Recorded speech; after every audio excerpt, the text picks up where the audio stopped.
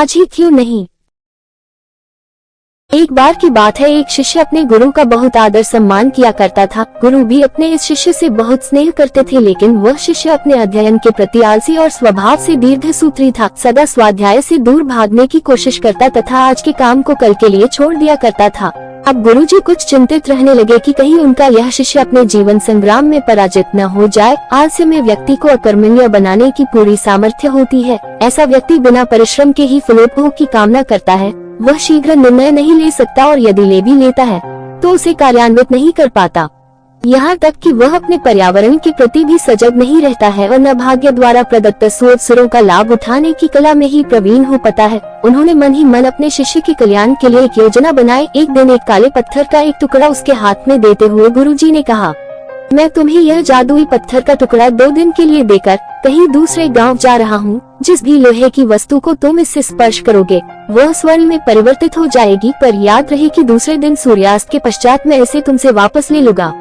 शिष्य इस सुअवसर को पाकर बहुत प्रसन्न हुआ, लेकिन आलसी होने के कारण उसने अपना पहला दिन यह कल्पना करते करते बिता दिया कि जब उसके पास बहुत सारा स्वर्ण होगा तब वह कितना प्रसन्न, सुखी, समृद्ध और संतुष्ट रहेगा। इतने नौकर चाकर होंगे कि उसे पानी पीने के लिए भी नहीं उठाना पड़ेगा। फिर दूसरे दिन जब वह प्रातः काल जागा, उसे अच्छी तरह से स्मरण था कि आज स्वर्ण पाने का दूसरा और अंतिम दिन है। उसने मन में पक्का विचार किया कि आज वह गुरुजी द्वारा दिए गए काले पत्थर का लाभ जरूर उठाएगा।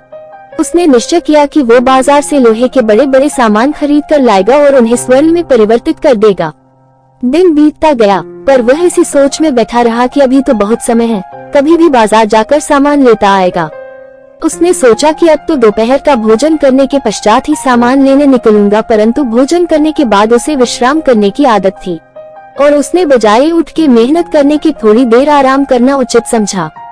पर आलसी से परिपूर्ण उसका शरीर नींद की गहराइयों में खो गया और जब वो उठा तो सूर्यास्त होने को था।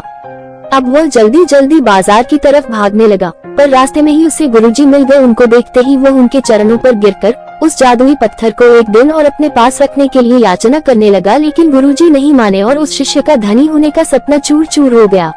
पर इस घटना की वजह से शिष्य को एक बहुत बड़ी सीख मिल गई। उसे अपने आलस्य पर पछतावा होने लगा। वह समझ गया कि आलस्य उसके जीवन के लिए अभिशाप है और उसने प्रण किया कि अब वो कभी भी काम से जी नहीं चुराएगा और एक कर्मठ, सजग और सक्रिय व्यक्ति बनकर दिखाएगा। कहानी की शिक्षा, दोस्तों, जीवन में हर किसी को एक से बढ़कर एक अवसर मिलते हैं, पर कई लोग इन्हें बस अपने आलस्य के कारण गंवा देते हैं। इसलिए मैं यही कहना चाहता हूँ कि यदि आप सफल, सुखी, भाग्यशाली, धनी अथवा महान बनना चाहते हैं तो आलस्य और दीर्घसूत्रता को त्याग कर अपने अंदर विवेक, कष्ट साध्य श्रम और सतत जागरूकता जैसे गुणों को विकसित कीजिए। और जब कभी आपके मन में किसी आवश्यक काम को टालने का विचार आए तो स्वयं से एक प्रश्न कीजिए, आज ही क्यों नहीं। कृपया वीडियो पसंद आ रही है तो वीडियो लाइक करें, हमारे चैनल को सब्सक्राइब करें।